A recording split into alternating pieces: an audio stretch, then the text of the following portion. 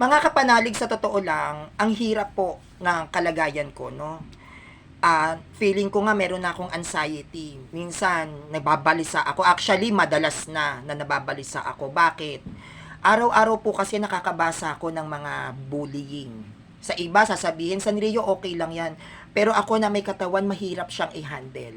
Araw-araw may death threats ka. Araw-araw sa social media makikita mo ang mukha mo naka-edit, nila-live din nila ako kung ano-ano sinasabi sa akin. Pinipilit at tinitiis ko lang siyang paglabanan.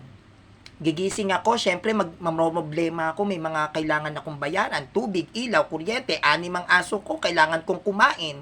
Naglalabada ako, pagod na pagod yung katawan ko, uuwi ako, mag-aaral ako, tapos ang babasahin ko pa, English, hirap na hirap ako kung paano ko siya iintindihin, isusulat ko pa. Tapos matatapos ako alanganing oras, 3 to 4 a.m. Gigising ako ng 8 a.m. Kailangan kong gumising ng umaga para lumabas, maghanap ng kakainin.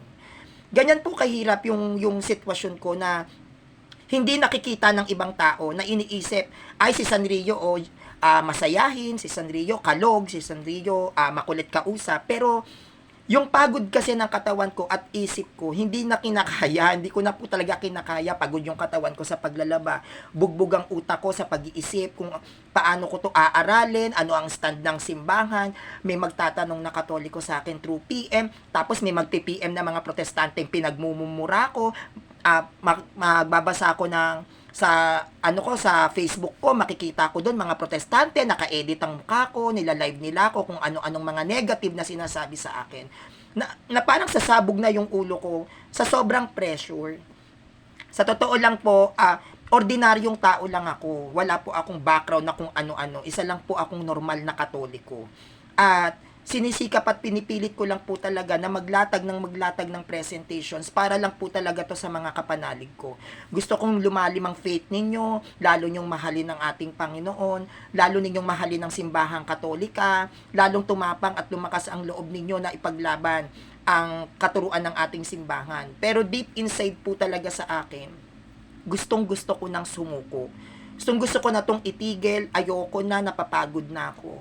Kaya ipanalangin po ninyo ako lagi sa pang-araw-araw na ginagawa ko na sana kayanin ko pa kasi yung pressure po talaga sa akin matitindi. No, hindi lang naman po isang sekta ang kalaban ko, lahat ng sekta galit sa akin.